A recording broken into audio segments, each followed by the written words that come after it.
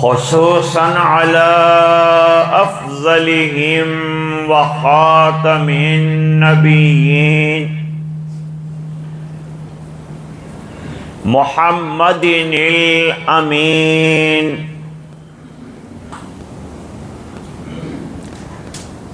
وعلى آله وصحبه أجمعين اما بعد اعوذ باللہ من الشیطان الرجیم بسم اللہ الرحمن الرحیم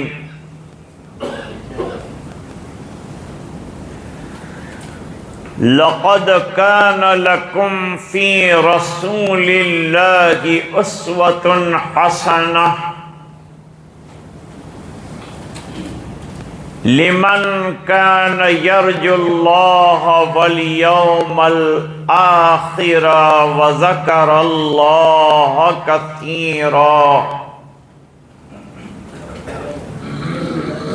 صدق الله العظيم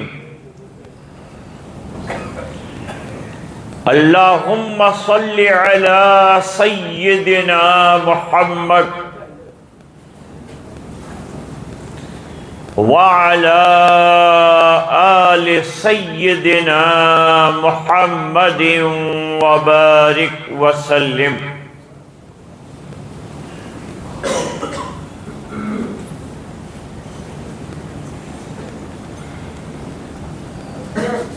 ربیع اول میں اکثر اور بیشتر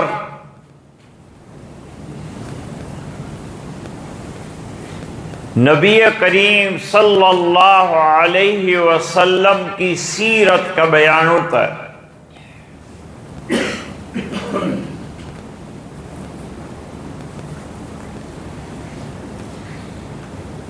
ہونا تو یہ چاہیے کہ پورا سال سیرت کا بیان،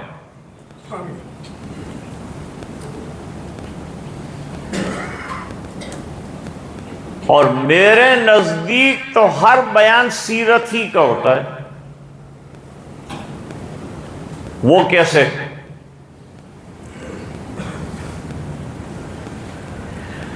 وہ اس طرح کہ جو بھی بیان کریں گے وہ قرآن کریم کی آیت لیں گے یا حدیث لیں۔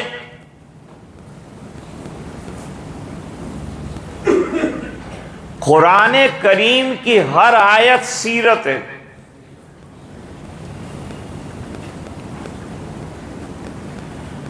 اور حدیث پاک بھی سیرت ہے۔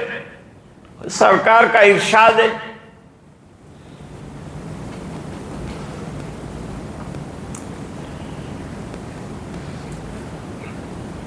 دو چیزیں ہیں،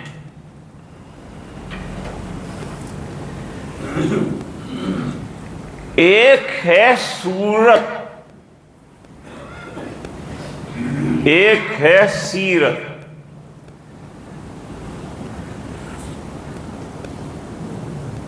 صورت ظاہری شکل اور جسم کی حالت کا بیان۔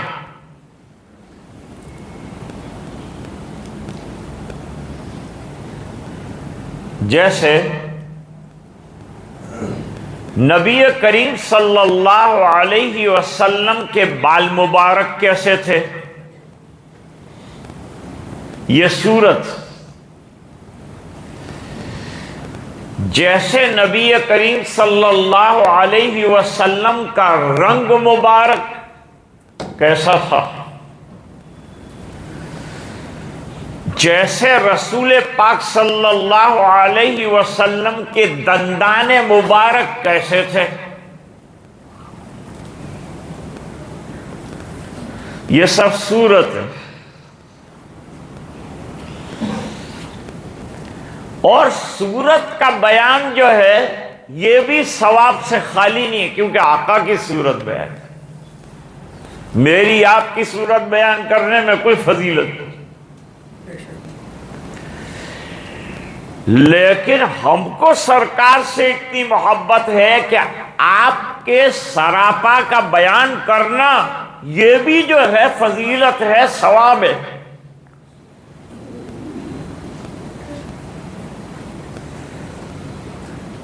تو ایک صورت ہے جس کا بیان بھی ثواب سے خالی نہیں۔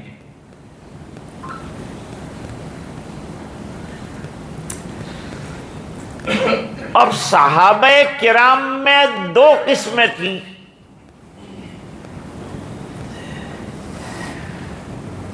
ایک صحابی وہ ہیں جنہوں نے آنکھ بھر کر سرکار کو دیکھا نہیں، رعب اتنا،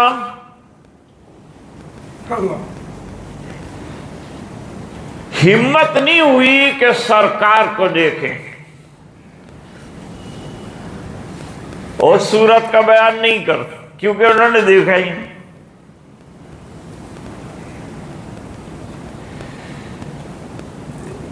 دوسرے صحابہ کرام وہ ہیں کہ جنہوں نے آقا کو آنکھیں بھر کر دیکھا، جی بھر کر دیکھا، اور ایک ایک چیز بیان کی، تو اس کا بیان حدیثوں میں آ گیا ہے۔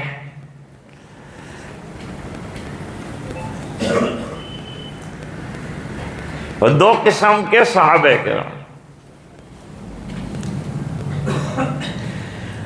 احادیث کے بیان کرنے میں بھی صحابہ کی دو قسمیں،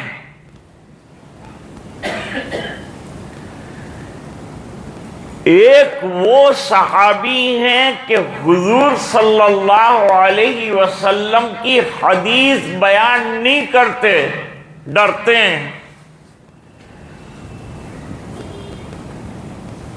کہ مجھ سے کوئی غلط لفظ نکل جائے اور میں حدیث غلط بیان کرنے کی وعید میں گرفتار ہو جاؤں، کیونکہ حدیث ہے اس میں بھی۔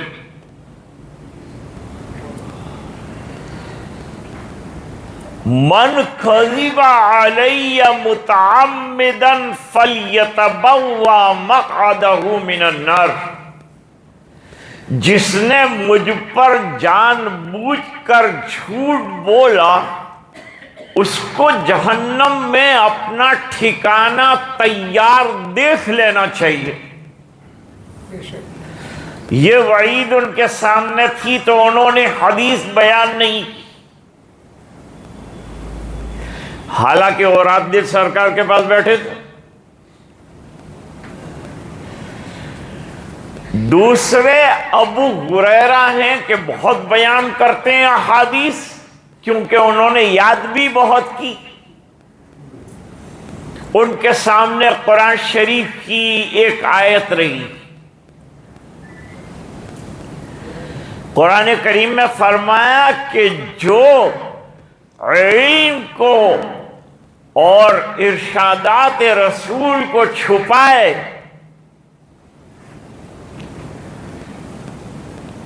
وہ قابل مذمت ہے، تو سرکار کی کوئی بات نہیں چھپاتا۔ بخاری شریف میں امام بخاری رحمت اللہ علیہ نے حضرت ابو ہریرہ رضی اللہ تعالیٰ عنہ کی ایک حدیث نقل کی،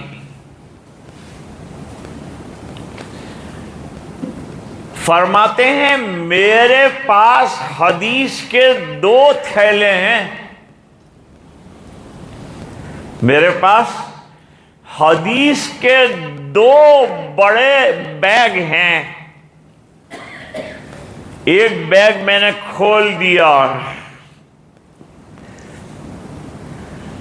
جن میں سے 5374 روایتیں امت کے سامنے ہیں ابو ہریرہ کی،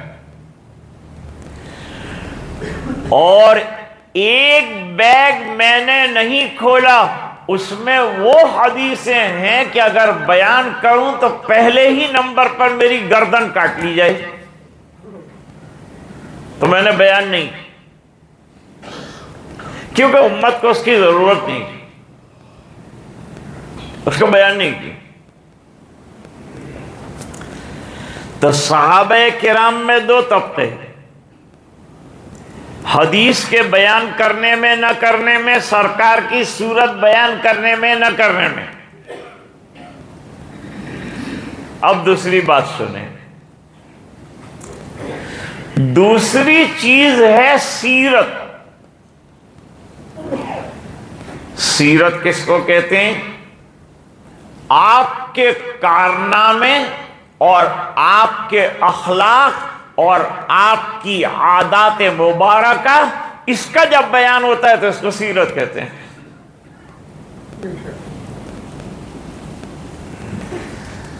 اب دونوں کے درمیان فرق کرتے ہیں۔ سرکار کی صورت بیان کر دی، کیا ہم سرکار جیسی صورت بنا سکتے؟ ہماری تو جو صورت اللہ نے بنائی ہو بنے وہ تو قدرتی چیز ہے۔ اب آقا کو اللہ نے شاندار صورت عطا فرمائی، حضرت یوسف علیہ السلام کو دیکھا، مصر والی عورتوں نے تو انگلی کاٹی اور صحابہ کرام نے حضور کو دیکھ کر گلے کٹوائے۔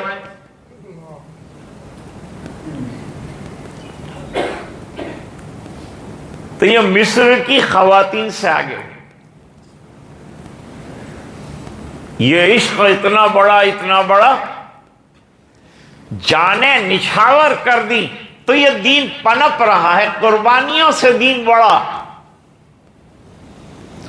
جد و جہد کے ذریعے سے دین بڑا ہے، محنت کرنے سے، سفر کرنے سے دین بڑا ہے۔ دین آگے ترقی کرتا ہوا پورے عالم میں پہنچ گیا، بلکہ میں تو یہ کہا کرتا ہوں کہ جب تک صحابہ زندہ تھے تو ان کی زندگی نمونہ تھی، اور وہ دعوت دیتے تھے ہزاروں لوگ جو ہے مسلمانوں۔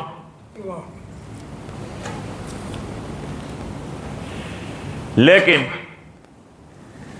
جب صحابہ انتقال کر گئے اور کبھی ان کی قبر 1400 سال کے بعد کھلی تو ان کا جسم بالکل سلامت تھا، یہ دیکھ کر کتنے لوگوں نے ایمان قبول کیا۔ تو زندگی تو دین کے لیے وقف کر دی، کتنے لوگ ان کو دیکھ کر مسلمان ہوئے، اور ان کی لاش کو دیکھ کر کتنے لوگ مسلمان ہوئے۔ تو مر کر بھی صحابی دائی ہے، یہ عالم ہے۔ صورت کو ہم فالو نہیں کر سکتے، بھئی سرکار کی آنکھ ایسی تھی تو ہم ایسی آنکھ تو بنوا نہیں سکتے، سرکار کے دندان مبارک ایسے تھے تو ہم جا کے ڈینٹسٹ کیوں ہیں، ایسے تو بنائیں گے۔ تو صورت سننے کی چیز ہے، فضیلت ہے، ثواب ہے، ہمیں آقا سے محبت ہے، ہم صورت بھی سنیں گے۔ لیکن ایک ہے سیرت، کیوں آئے تھے آپ، تھوڑا سا ایک توجہ کی ضرورت ہے، وہ میں آپ کے سامنے عرض کرتا ہوں۔ سرکار کی ولادت 40 سال پہلے ہوئی، 2 ولادتیں ہیں حضور کی، ہماری ایک ولادت، سرکار کی 2 ولادت۔ ایک ولادت ہوئی آقا کی 40 سال پہلے، جب آپ کا سراپا آیا، آپ کی ذات اقدس آئی، آپ کا نورانی جسم آیا،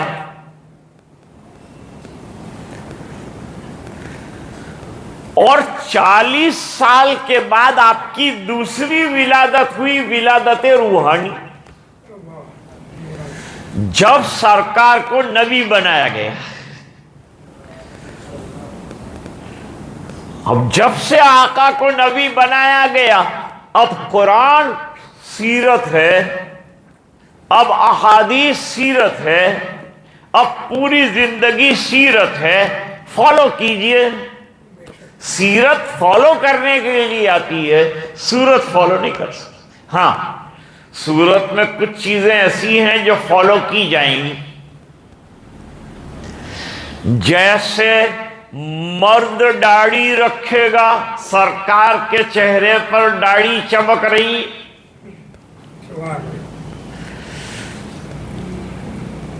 اور قربان جائیے صحابہ کرام پر کہ سرکار کی داڑھی مبارک میں انتقال سے پہلے کتنے بال سفید تھے، یہ بھی روایت کی ہے۔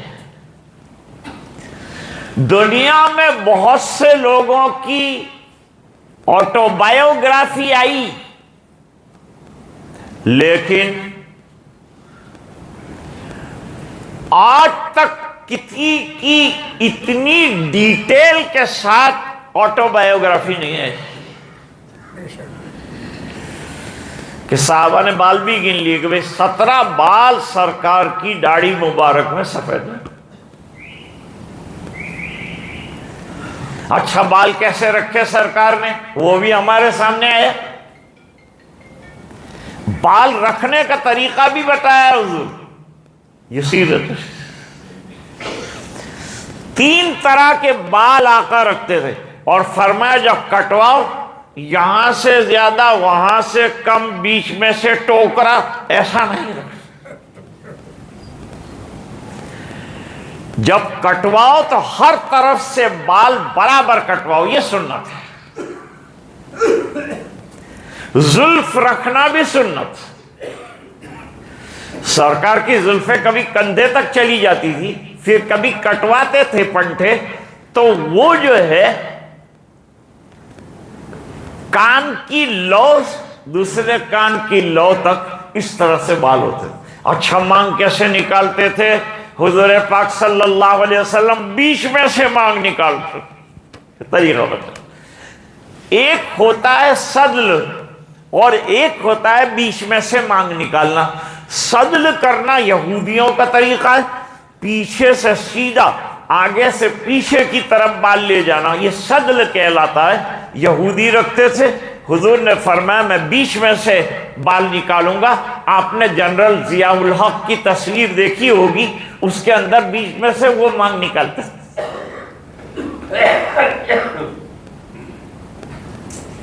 اور ان کو اللہ تعالیٰ نے شرط بھی عطا فرمایا، وہ بیت اللہ میں بھی داخل ہوئے اور جھاڑو بھی دی انہوں نے۔ اور ایک نماز ضیاء الحق نے عصر کی حرم میں پڑھائی۔ امام آیا اور سیکیورٹی موجود تھی، جنرل ضیاء الحق وہاں موجود تھے، تو امام کو بتایا کہ پاکستان کے صدر بھی ہیں، تو وہ سیدھے آئے امام صاحب اور کہا آج نماز آپ کو پڑھا۔ آپ ملک کے امام ہیں تو مسجد کے بھی امام، میں پڑھا، آپ کے ہوتے ہوئے میں پڑھا؟ کہاں آپ پڑھائیے، پڑھائی۔ تو بات میری چل رہی ہے، اور ذرا گھڑی دیکھوں میں۔ اب ولادت کی بات چلی۔ ولادت 2 ہے، ولادت جسمانی، ولادت روحانی۔ ولادت روحانی میں ہمارے لیے نمونے ہیں، کیونکہ وہ بنانے کے لیے سرکار تشریف لائے۔ ہمارا رہنا کیسا ہو، ہمارا کھانا کیسا ہو، ہمارا سونا کیسا ہو، ہمارا چلنا کیسا ہو، ہمارا بولنا کیسا ہو، ہمارے اخلاق کیسے ہو، دشمنوں کے ساتھ ہم کیسے رہیں، اپنوں کے ساتھ کیسے رہیں۔ یہ حضور پاک صلی اللہ علیہ وسلم نے پوری تعلیم ہمارے سامنے رکھی، اور یہ تعلیم کوئی دنیا کے آدمی کے پاس حضور نے نہیں لی، بلکہ یہ تعلیم اللہ کے یہاں سے آئی۔ دلیل میں حدیث موجود ہے، ادبنی ربی فاحسن تادیبی، مجھے میرے اللہ نے ادب کی تعلیم عطا فرمائی اور بہترین تعلیم عطا فرمائی۔ اب ادب کس کو کہتے ہیں؟ جس کے کرنے پر لوگوں کو بھی فائدہ پہنچے اور اسی طرح اپنی ذات کو بھی فائدہ پہنچے، جس کا کرنا بہترین عمل کہلائے، نہ کرے تو کوئی بات نہیں ہے، لیکن ادب سے زندگی بنتی ہے، اور دین ادب کا نام ہے۔ الدین کلہ ادب، پورا دین ادب ہے۔ مسجد میں آنے کے آداب، نکلنے کے آداب، بیت الخلاء جانے کے ادب، سب بتایا حضور پاک صلی اللہ علیہ وسلم۔ یہ سیرت ہے۔ اب ذرا سیرت اور سورت کا فرق قرآن سے سمجھتے ہیں۔ حضرت موسیٰ علیہ السلام کو اللہ تعالیٰ نے ایک وادی میں نبوت سے نوازا۔ بھائی کیا دلیل ہے کہ نبی بن گئے موسیٰ علیہ السلام؟ ہاتھ میں ڈنڈا تھا، سیدھے ہاتھ، ابھی 40 سال کی عمر ہو رہی، ہاتھ میں ڈنڈا ہے۔ اللہ تعالیٰ نے سوال فرمایا، ان سے سوال کیا تھا، وہاں قرآن میں حضور نے ذکر فرمایا، وحی کے اندر آیا۔ موسیٰ علیہ السلام جلیل القدر اور اولو العزم نبیوں میں سے، بہت جلالی، قوم بھی ٹیڑھی تھی نا، اس لیے جلال ضروری تھا۔ اور حضرت عیسیٰ علیہ السلام کی امت بہت نرم تھی مزاج کے اعتبار سے، تو شریعت جمالی ملی۔ سرکار کو کیا ملا؟ جلال اور جمال جب دونوں کا سنگم ہوتا ہے تو کمال آتا ہے۔ اللہ تعالیٰ نے ہمیں شریعت کمال والی عطا فرمائی، اور یہ کمال کب تک چلے گا؟ یہ کمال قیامت تک چلے گا۔ یہ کمال کو کوئی ختم نہیں کر سکتا، کیونکہ یہ کمال ملا ہے اللہ کی طرف سے، اور یہ کمال ہمیشہ رہے گا۔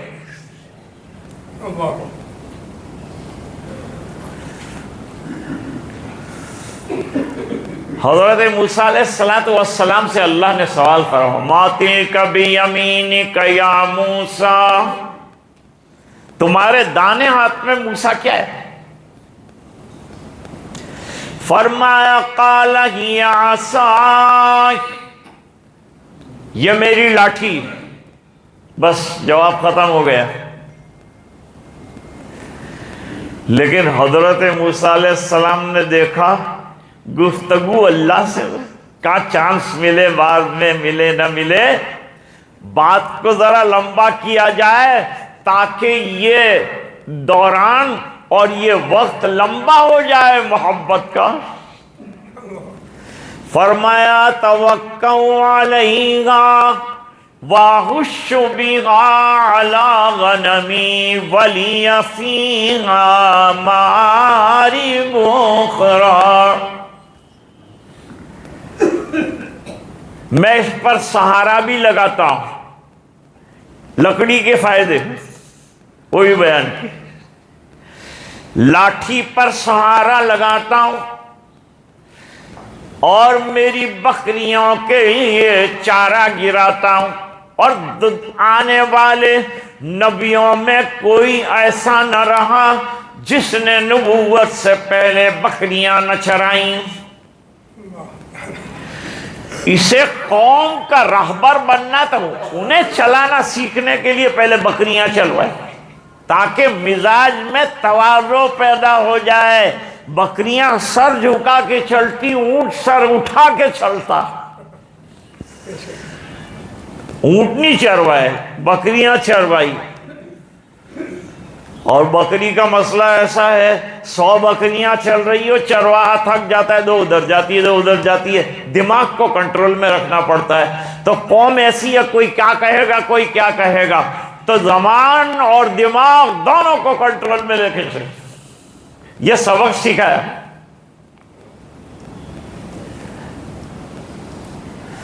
اچھا، یہ فائدے بیان کیے اور پھر یوں کہا اتنے فائدے نہیں اللہ، اور بھی فائدے۔ وَلِيَ فِيهَا مَآرِبُ أُخْرَىٰ، اور بھی فائدے ہیں۔ اب اللہ کا آرڈر ہے،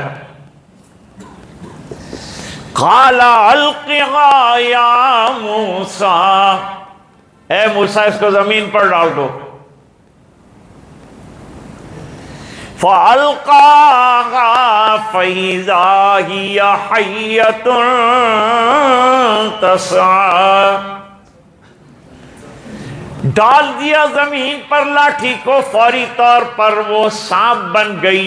حیتن تو سانپ کو کہتے ہیں، اور حیٌ زندہ کو کہتے ہیں، اور سانپ کی عمر بہت بڑی ہوتی ہے، 1000 سال 1500 سال کی ہوتی ہے۔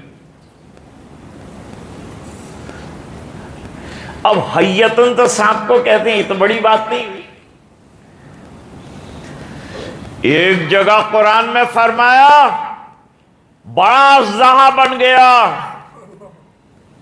دیکھ کر حضرت موسیٰ علیہ السلام گھبرا گئے۔ جب منہ کھولتا تھا تو منہ سے زہر کے فوارے نکلتے تھے، جب آنکھ کھولتا تھا تو آنکھ سے انگارے برستے۔ دیکھ کر حیران ہوئے کہ یہ کیا ہو گیا اچانک۔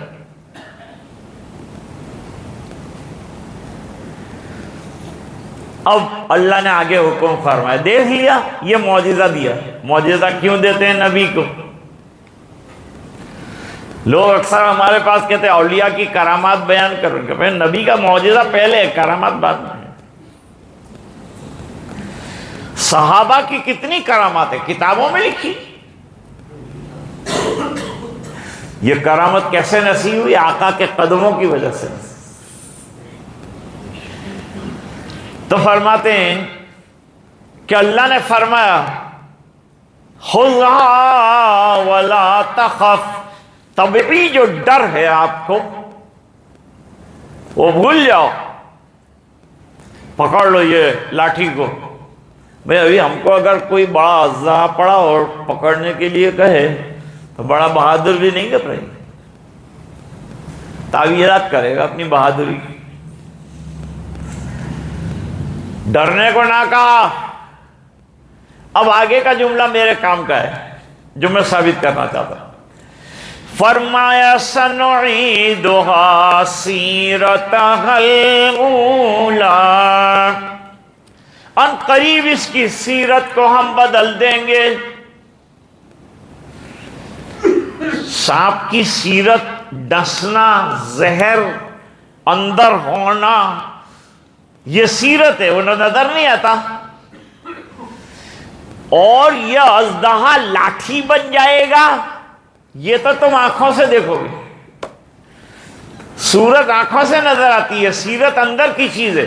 تو فرمایا صورت بدلنے کی بات نہیں کر رہے ہیں کہ میں صورت کو اصل کر دوں گا، وہ تو آنکھوں سے آپ کو نظر آ جائے گی، لیکن میں اندر کی سیرت کے پکڑتے ہی کوئی زہر لگ جائے، مصیبت ہو جائے، فرمایا اللہ نے کہ میں گارنٹی دیتا ہوں کہ صورت نہیں بدلوں گا، اس کی سیرت بھی اصل لاٹھی جیسی ہو جائے گی۔ تو اصل میں بیان ہونا چاہیے سیرت کا، اور سیرت کے بیان میں آپ کی زندگی کے وہ احوال جس کو لے کر آپ دنیا میں آئے کہ امت نہیں پوری دنیا عمل کرے، اس لیے تشریف لائے ہیں، اس کا بیان ہمیشہ ہونا چاہیے۔ مولود کا بیان کر دیا، وہ بھی اچھی چیز ہے، پیدا ہوئے یہ ہوئے، ہم کو کیا ملے گا اس سے؟ کچھ ہے نہیں ہمارے لیے، جہاں عمل ہے وہ لو۔ اللہ قرآن میں فرماتے ہیں لَقَدْ كَانَ لَكُمْ فِي رَسُولِ اللَّهِ أُسْوَةٌ حَسَنَةٌ، تمہارے لیے سرکار کی سیرت میں بہترین نمونہ ہے، اس کو لو اور عمل کرو، ذکر کثیر کرو، مرنے کا ڈر رکھو، اللہ کے سامنے کھڑے ہونے کا خیال رکھو، تو پھر انشاءاللہ تم کامیاب ہو جاؤ گے۔ 40 ہو گئی، میں اپنی بات کو ختم کرتا ہوں۔ وآخر دعوانا